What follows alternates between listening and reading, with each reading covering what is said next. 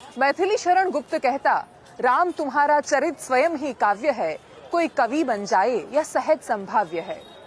संदेश विशेषની રજૂઆત આજે કંઈક અલગ છે, શરૂઆત આજે કંઈક અલગ છે, કારણ કે આજે વાત ઉત્તર પ્રદેશની રાજનીતિની કરવી છે અને રામનગરી અયોધ્યાથી નમસ્કાર, આપની સાથે હું છું દેવાંશી।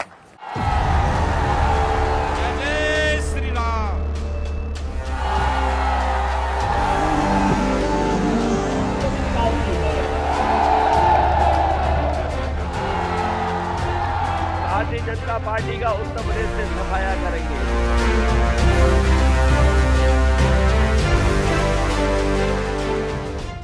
ઉત્તર પ્રદેશમાં ચૂંટણી છે, પ્રચાર પૂરજોશમાં છે, લડાઈ આર પારની છે અને એટલા જ માટે લખનૌથી લઈ સોનિયા ગાંધીના ગઢ રાયબરેલી સુધી પ્રચારની મોસમ જામી છે। જેને જેમ યાદ આવે એ રીતે પ્રચાર થઈ રહ્યો છે। કોઈક જિન્નાની વાત કરે છે, કોઈક બાહુબલી વર્સિસ બજરંગબલીની વાત કરે છે, કોઈક 80-20ની વાત કરી રહ્યું છે, પણ આ બધાની વચ્ચે ઉત્તર પ્રદેશમાં ગ્રાઉન્ડ ઝીરોથી તમને બતાવવો છે આ રાજ્યનો ઓરિજિનલ ચિતાર।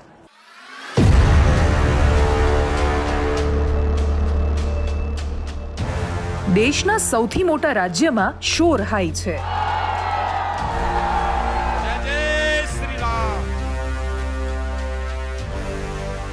ઉત્તર પ્રદેશમાં ચૂંટણી છે, પ્રચાર પૂરજોશમાં છે।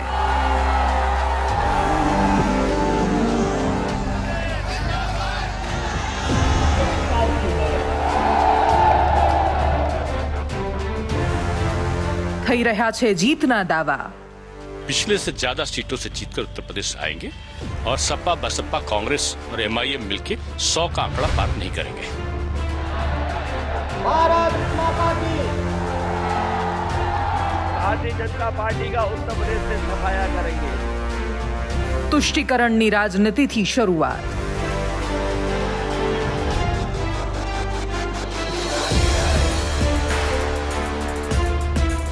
ભાજપ હોય કે કોંગ્રેસ,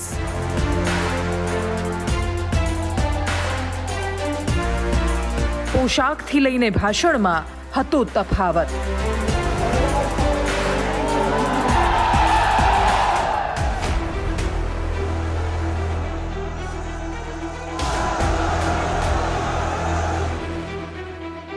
હિન્દુ મુસ્લિમ, મંદિર મસ્જિદ, છેલ્લે હિજાબ વિવાદ। પૂર્ણ થઈ ગયા મતદાનના 3 તબક્કા।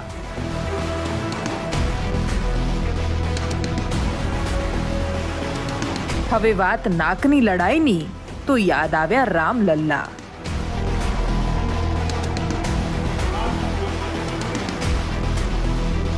બાહુબલી વર્સિસ બજરંગબલીના સંભળાયા સૂર। यूपी में कोई बाहुबली नहीं है तो बजरंगबली है और कोई नहीं।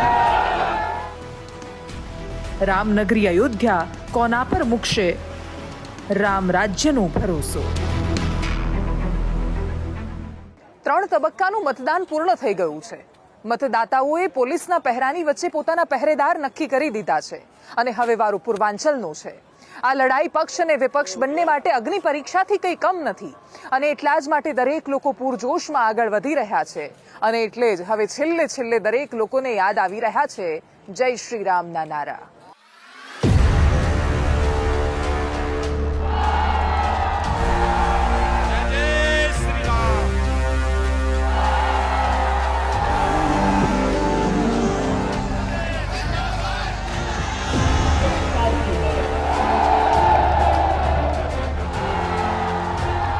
भारतीय जनता पार्टी का उत्तर प्रदेश से सफाया करेंगे।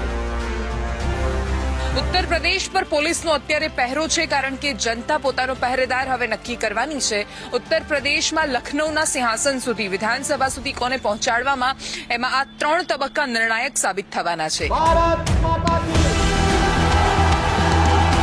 દેશના સૌથી મોટા રાજ્ય ઉત્તર પ્રદેશમાં ચૂંટણીનો હાઈ વોલ્ટેજ ડ્રામા જોવા મળી રહ્યો છે। એક તરફ મતદાન, બીજી તરફ ઝંઝાવાતી ચૂંટણી પ્રચાર થઈ રહ્યું છે। ભારતીય જનતા પાર્ટી તરફથી પ્રધાનમંત્રી મોદી, અમિત શાહ, સીએમ યોગી એક બાદ એક ચૂંટણી સભા સંબોધી રહ્યા છે।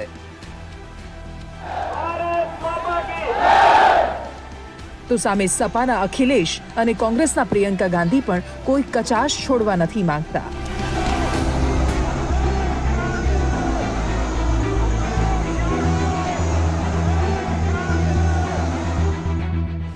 પરંતુ જમીની હકીકત કંઈક અલગ જ ઇશારો કરી રહી છે.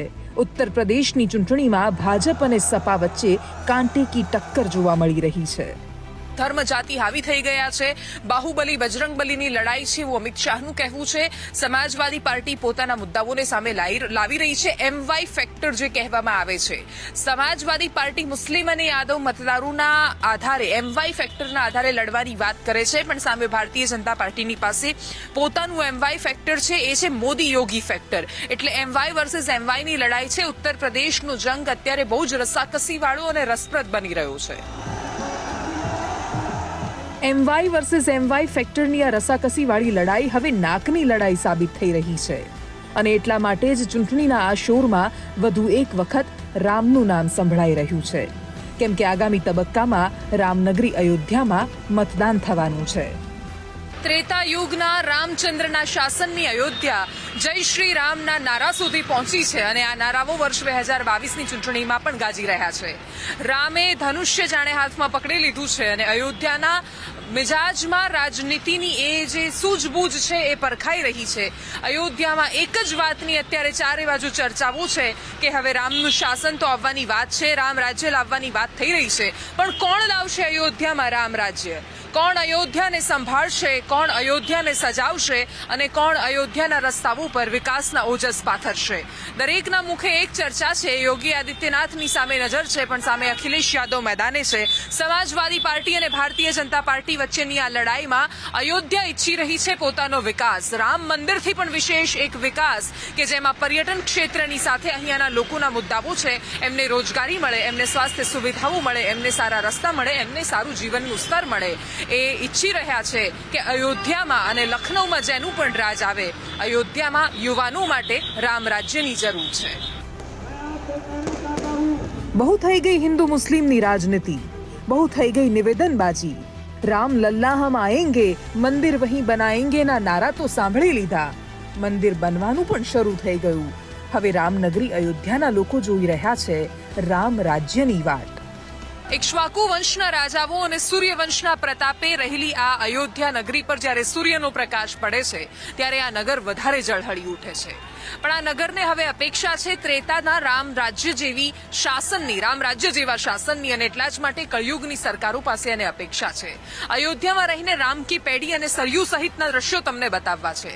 રામ કી પેઢીને સરયુનો વિકાસ, સરયુ નદીનું પાણી કેવી રીતે ઘાટો સુધી લાવવામાં આવ્યું, પ્રવાસન વિકસાવવાની વાતો થઈ છે. યોગી આદિત્યનાથની સરકારે અયોધ્યા પર ધ્યાન આપ્યું છે. અહીંયા દીપોત્સવની શરૂઆત થઈ છે, પર્યટન અહીંયા વિકસ્યું છે. પરંતુ અયોધ્યાની આ જનતા છે, એ જનતા કે જેના જેના કહેવાથી રામચંદ્રજીએ પોતાના પત્નીનો પણ ત્યાગ કર્યો હતો, જેની વર્ષો સુધી આલોચનાઓ થઈ છે અને અવધવાસીઓને નિષ્ઠુર પણ કહેવામાં આવ્યા છે, ત્યારે એ વખતે એ જનતા અત્યારે રામ રાજ્યના નામે શું ઈચ્છે છે, સરકાર પાસે શું અપેક્ષાઓ છે અને એમના મનમાં રામ રાજ્યની વ્યાખ્યાઓ શું છે, એ બધું જ સમજવાની કોશિશ કરવી છે અયોધ્યામાં રહીને. अगर कोई जीतने जा रहा है तो वो समाजवादी पार्टी यहाँ से जीतने जा रही है.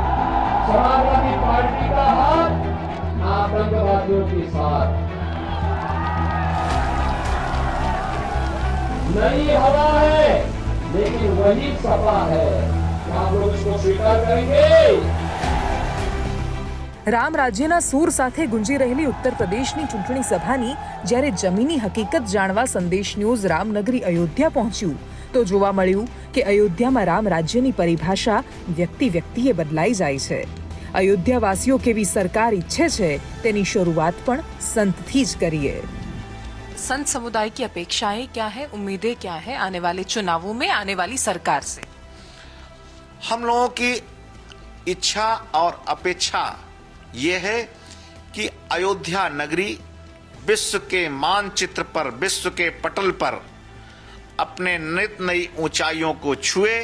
योगी जी ऐसा कार्य करें और पूरे समाज को एक साथ में लेकर के चलें और अयोध्या का गौरव बढ़ाएं, अयोध्या का सम्मान बढ़ाएं. हम संतों का सम्मान बढ़ेगा. योगी आदित्यनाथ जी मुख्यमंत्री बाद में हैं, पहले वो हमारे भाई हैं. इस दिशा में वो कार्य करें कि अगर उनका सम्मान बढ़ेगा, उनको गौरव बढ़ेगा तो मेरा भी बढ़ेगा. ધન્યવાદ हमसे बातचीत करने के लिए। तो અયોધ્યામાં રામ રાજ્યની અપેક્ષાઓ છે, જો કે રામ રાજ્યની પરિભાષા વ્યક્તિ વ્યક્તિએ બદલાઈ જાય છે। સમય બતાવશે કે કઈ વ્યાખ્યા અહીંયા સફળ થતી દેખાય છે। સંત સમુદાય તો યોગી સરકારની હાજરી ઈચ્છી રહ્યો છે, પરંતુ અયોધ્યાવાસીઓ ભાજપ, સપા, કોંગ્રેસ કે બસપા નહીં, લોકહિતના કામ કરનારી સરકાર ઈચ્છી રહ્યા છે। અને આ વાતનો પુરાવો આપ્યો છે ઇકબાલ અંસારીએ। અયોધ્યા આખા દેશમાં રામ જન્મભૂમિ કરતા વધારે રામ જન્મભૂમિ વિવાદના કારણે જાણીતું બન્યું અને એના પછી જે વિવાદો થયા એનું સાક્ષી આખો દેશ રહ્યો। પણ વિવાદોનો અંત છે, નવી શરૂઆત થઈ ગઈ છે। અયોધ્યા નવા રંગરૂપમાં છે। ત્યારે જ્યારે આ કેસ ચાલી રહ્યો હતો કોર્ટમાં, ત્યારે સૌથી લાંબો સમય જે પક્ષકાર રહ્યા એવા ઇકબાલ અંસારી આપણી સાથે છે। अंसारी जी, आपसे हमने बात की थी राम मंदिर का जब विवाद चल रहा था तब, लेकिन अब सब खत्म हो गया है। अयोध्या अपने नए रंग रूप में है, अभी चुनाव आ रहे हैं, तो अयोध्या के लोग क्या देखते हैं इस चुनाव में, उम्मीदें क्या हैं? देखिए, अयोध्या के लोगों को तो उम्मीद जो है बहुत है कि अयोध्या के तरफ जो है विकास की तरफ बढ़ेगी, लेकिन अभी तो विकास जो है एक विकास शुरू हुआ। जब इलेक्शन आ गया तो विकास शुरू हुआ है। मंदिर का काम हो रहा है, मंदिर बन रहा है। अब अयोध्या वालों को जरूरत है रोजगार की, विकास की जरूरत है। अयोध्या में सड़कें बहुत पतली हैं और कोई जो है मार्केट नहीं है, अच्छी मार्केट नहीं है। जो लोग देश विदेश से यहाँ घूमने के लिए आते हैं, दर्शन की आस्था तो अपनी जगह पे होती है, दर्शन तो लोग करेंगे, सरजू स्नान तो लोग करेंगे। उसके बाद में अगर जरूरत लोगों की किसी सामान की पड़ती है तो यहाँ की मार्केट भी कोई अच्छी नहीं है, ना अच्छी सड़कें नहीं है। अगर वो गाड़ी लेके आ रहा है तो कोई पार्किंग नहीं है। अभी आप हनुमानगढ़ी के पास जाकर देखें तो हनुमानगढ़ी के मंदिर के पास से कहीं मोटरसाइकिल खड़ी करने की जगह नहीं ना। जहाँ पे रोड है वहाँ लोग बांस बाली ला करके उसको कम किए हुए हैं कंडक्टर। तो हम ये चाहते हैं कि हम हिंदू मुस्लिम का विवाद तो जो है खत्म किए, लेकिन अब अयोध्या का विकास के लिए भी सरकार से मांग करते हैं कि अयोध्या में विकास भी होना चाहिए। अच्छा, आपको क्या लगता है कौन सी सरकार अच्छे से विकास कर सकती है? देखिए, सरकार जो भी आती है, ये हर सरकार की जिम्मेदारी है कि जो जिस चीज की जरूरत पब्लिक को है वो होना चाहिए। तो 5 साल योगी जी की सरकार, माननीय प्रधानमंत्री मोदी जी की सरकार रही, अब आगे भी सरकार इनकी रहे ना रहे, हम कोई नजूमी नहीं है, लेकिन हम इतना जरूर जानते हैं कि जिसने अच्छा काम किया है वही देश में राज करेगा। अयोध्या में हमने देखा कि उसको हिंदू मुस्लिम के नजरिए से देखा जाता था बार बार। यहाँ पर तो बहुत अच्छा माहौल है, सौहार्द से सब रहते हैं, लेकिन पूरे उत्तर प्रदेश में अभी वो ध्रुवीकरण की बातें चल रही हैं, तो उसका असर होता है? देखिए, अब मंदिर मस्जिद की बात जो नेता करते हैं, उनकी बात को लोग अब समझ चुके हैं कि मंदिर मस्जिद की राजनीति करते करते बहुत दिन जो है बीत चुका है। मंदिर मस्जिद की बात करने पे लोग संसद और विधायक जो है बन गए, लेकिन अयोध्या को वहीं छोड़े हैं और हिंदू मुसलमान वहीं पड़ा हुआ है जहां पहले भी था।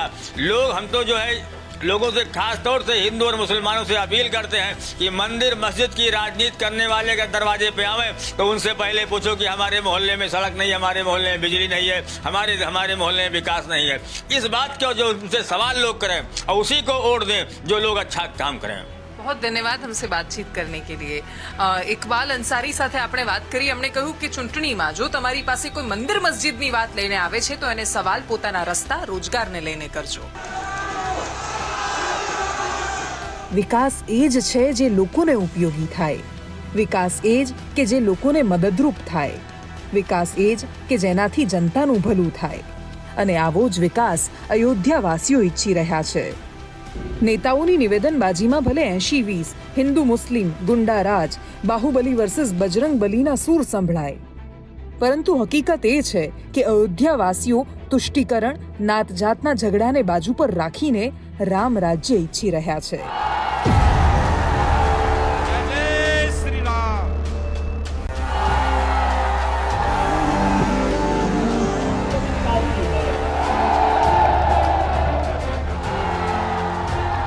भारतीय जनता पार्टी का उत्तर प्रदेश से सफाया करेंगे। अयोध्या थी देवांशी जोशी साथे ब्यूरो रिपोर्ट, संदेश न्यूज। અયોધ્યામાં નેતાઓથી લઈ સામાન્ય જનતાથી લઈ સાધુ સંતો દરેક લોકો રામ રાજ્યની વાત કરી રહ્યા છે। રામ મંદિરનો વિવાદ એમના માટે પૂર્ણ થઈ ગયો છે, પરંતુ નેતા અને જનતા કોઈ નથી સમજી શકતું કે રામ રાજ્ય એટલે શું, કોને કહીશું રામ રાજ્ય। આપણે નાનપણથી એક કહેવત સાંભળતા આવ્યા છીએ કે રામ રાજ્ય ને પ્રજા સુખી, પરંતુ રામ રાજ્ય એટલે શું? એક એવું રાજ્ય કે જ્યાં અમીર ગરીબ, ઊંચ નીચ, ઊંચી જાતનો નીચી જાતનો એવા કોઈ જ તફાવત નથી। એવું રાજ્ય કે જ્યાં પ્રજા માટે રાજા પોતાનું સર્વસ્વ ત્યાગવા તૈયાર હોય છે, એવું રાજ્ય કે જ્યાં રાજા પ્રજાને પ્રેમ કરે છે, એના દરેક સુખ દુઃખમાં ભાગીદાર હોય છે.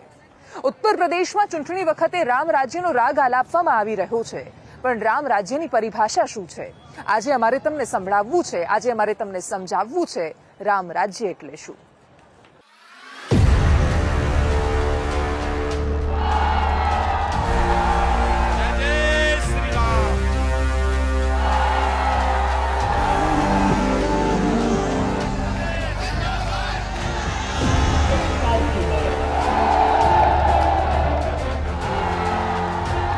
भारतीय जनता पार्टी का उत्तर प्रदेश से सफाया करेंगे. પરંતુ અયોધ્યા જેના માટે કહેવાય છે કે જેના કણકણમાં છે શ્રીરામ, અને એટલે શ્રીરામની જન્મભૂમિ તરીકે તો આ જાણીતું છે. રામ મંદિરનો મુદ્દો અત્યારે આખા ઉત્તર પ્રદેશ પર અસર કરી રહ્યો છે. ઉત્તર પ્રદેશની ચૂંટણીમાં મતદાનના 3 તબક્કા પૂર્ણ થઈ ગયા છે. આ ત્રણેય તબક્કામાં રામ મંદિરનો મુદ્દો કેન્દ્રમાં રહ્યો, અને હવે જ્યારે પૂર્વાંચલનો વારો આવ્યો તો ઉત્તર પ્રદેશની રાજનીતિમાં રસાકસી જોવા મળી રહી છે. રામનગરી અયોધ્યાવાસીઓના દિલ જીતવા માટે ખુદ ડેપ્યુટી સીએમ દિનેશ શર્મા અયોધ્યા પહોંચ્યા અને વેપારી અને ભારતીય જનતા પાર્ટીના કાર્યકર્તાઓ સાથે સંવાદ કર્યો. સંદેશ ન્યૂઝ સાથેની વાતચીતમાં દિનેશ શર્માએ રામના નામે લોકોને રીઝવવાની વાતને રદિયો આપતા કહ્યું, રામ એ અમારા માટે આસ્થા છે, ચૂંટણી તો વિકાસના મુદ્દે જ લડાશે અને જીતાશે. दिनेश जी, उत्तर प्रदेश में हम घूम रहे हैं, एक नारा सुन रहे हैं कि जो राम को लाए हैं हम उनको लाएंगे. आप अयोध्या में आए हैं, क्या आशीर्वाद चाहेंगे आप रामलल्ला जी से? देखिए, रामलला की कृपा से ही सारे काम सिद्ध होते हैं, और माननीय प्रधानमंत्री जी प्रधान सेवक ने श्री राम जन्मभूमि मंदिर के निर्माण का शिलान्यास किया है माननीय सुप्रीम कोर्ट के निर्णय के बाद, और मैं समझता हूँ कि अभूतपूर्व है, और पूरे भारतवर्ष की जनता की जो इच्छा थी उसकी संपूर्ति की तरफ एक कदम हुआ है. और अयोध्या कभी बीजेपी का मुद्दा नहीं रहा है. श्री राम मंदिर निर्माण हमारी आस्था का केंद्र रहा है, और आस्था जो होती है वो चुनावी मुद्दे नहीं हुआ करते.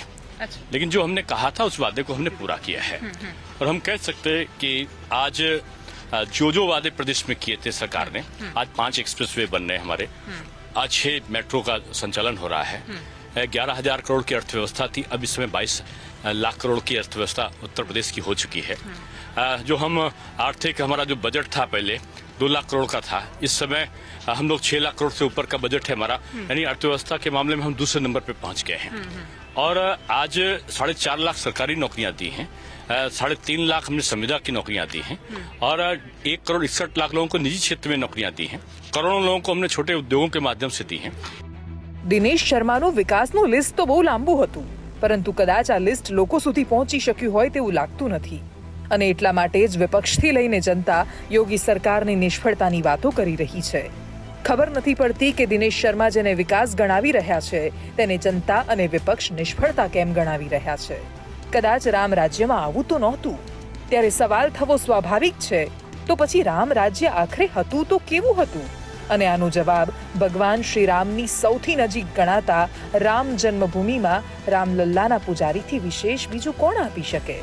ઉત્તર પ્રદેશમાં ચૂંટણીની વચ્ચે રામ રાજ્યની વાત થઈ રહી છે, પણ જે રામની સૌથી વધારે નજીક છે, જે રામને સમજે છે, એવા મહંત સત્યેન્દ્ર દાસજી આપણી સાથે છે, એમની સાથે વાત કરવું છે. રામ જન્મભૂમિ મંદિરમાં રામલલ્લાના એ પૂજારી છે, એટલે સૌથી નિકટ નાતો એમનો જ હશે એવું આપણે मानिए. महंत जी, आपका बहुत स्वागत है संदेश न्यूज में. धन्यवाद. आपसे सबसे पहले हमें ये जानना है कि हम यूपी चुनावों को कवर करने के लिए उत्तर प्रदेश में सब जगह जा रहे हैं, तो हर कोई दूसरा व्यक्ति जब भी राम मंदिर की, अयोध्या की बात आती है, तो हर पक्ष वाले बताते हैं कि राम राज्य हम लाएंगे. आप सबसे निकट रहते हैं, तो आपसे जानना है हमें कि राम राज्य का मतलब क्या समझे लोग? राम राज बैठे त्रैलोका, हर्षित भय गए सब शोका, बैर न कर काहू सन कोई, राम प्रताप विस्मता खोई. ये राम राज्य रहा. सब एक साथ रहते थे, किसी प्रकार से बैर नहीं था दूसरे से, और सबकी जो भावनाएं थी वो देश के विकास और देश की खुशहाली के लिए, जितने भी लोग इस प्रकार के राम राज्य में थे. मांगे बारिश दे जल रामचंद्र के राज.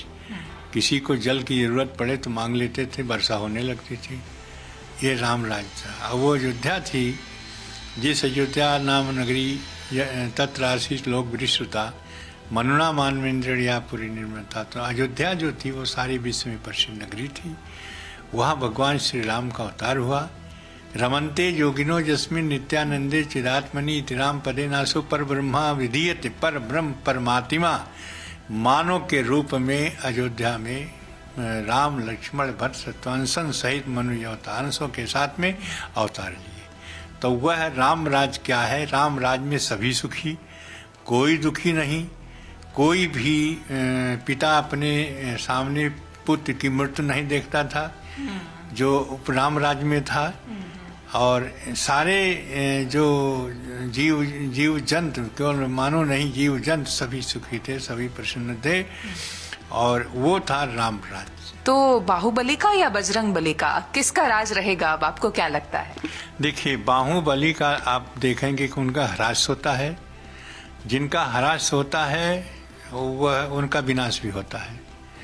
लेकिन यह बजरंग बली का न कभी ह्रास होता है और न कभी विनाश होता है। वो एक हाथ में माला जो हम भजन करते हैं, और दूसरे हाथ में भाला।